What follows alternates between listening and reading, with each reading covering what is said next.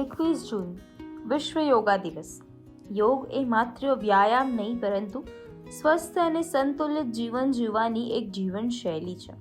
આ જ સંદેશ લોકોને પહોંચાડવા માટે ધારાવી યોગ મહોત્સવ 2026નું આયોજન કરવામાં આવ્યું. આ કાર્યક્રમમાં 500થી વધુ મહિલાઓ અને કિશોરીઓએ ઉત્સાહપૂર્વક ભાગ લીધો. ઘણી મહિલાઓ પોતાના જીવનમાં પહેલીવાર યોગનો અનુભવ કર્યો. જોઈએ આ વિશેષ અહેવાલ. યોગ એ શરીર, મન અને શ્વાસને એકસાથે જોડતી ભારતની પ્રાચીન પરંપરા છે.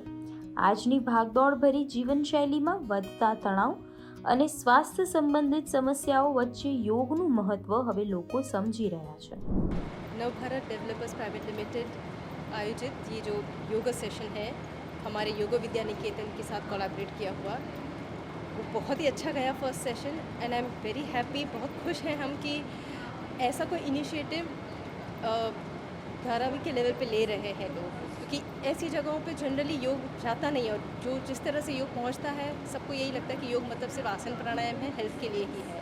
मन की शांति के लिए और मन की स्थिरता के लिए कितना योग ज़रूरी है, अष्टांग योग कितना ज़रूरी है, वो हमारा योग विद्या निकेतन का ऑब्जेक्टिव रहा है. और हमारे गुरुजी श्री SP निम्बलकर जी, उनको पद्मश्री मिला है खास इस बात के लिए कि उन्होंने योग को योग विद्या घरों घरी इस मोटो के साथ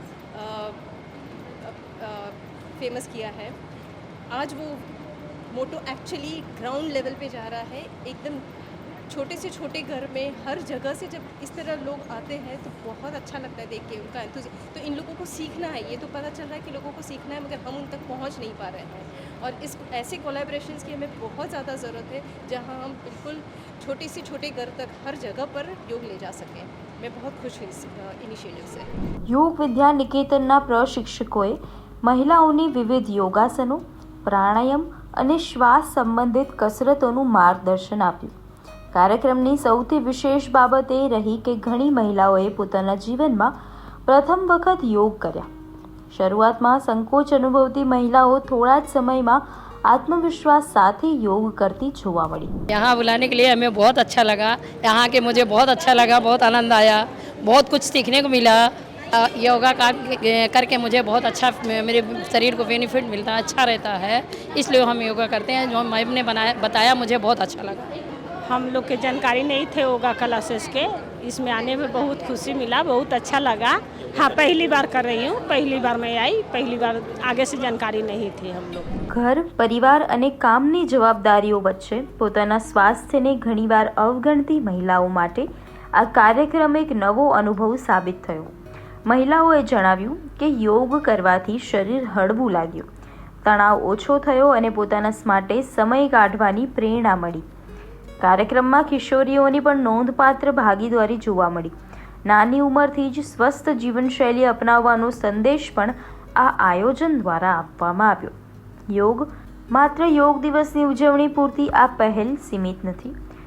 યોગ પ્રત્યે રસ અને અનુશાસન દર્શાવનારી લગભગ 25થી 30 મહિલાઓની પસંદગી વિશેષ તાલીમ માટે કરવામાં આવી છે.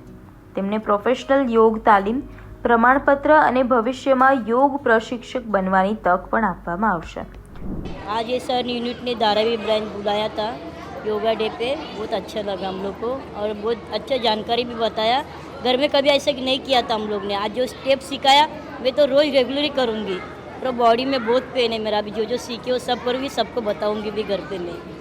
और मेरे लाइफ में बहुत स्ट्रेसफुल डेज थे. लाइक हर दिन मुझे कॉलेज जाने में और हर दिन मुझे कॉलेज से ट्रैवलिंग, लाइक हर दिन मतलब जो भी स्ट्रेस होता है वो सब को लेकर आज जो मैंने सेशन अटेंड किया है यहाँ पे, वेरी स्ट्रेसफुल, बहुत अच्छा लगा. और आज का सेशन इतना अच्छा था कि बहुत mindfulness, like stress free and patience, peace बहुत अच्छा था. और यहाँ पे जो मैम्स थे वो बहुत अच्छे से ट्रीट किए हमें.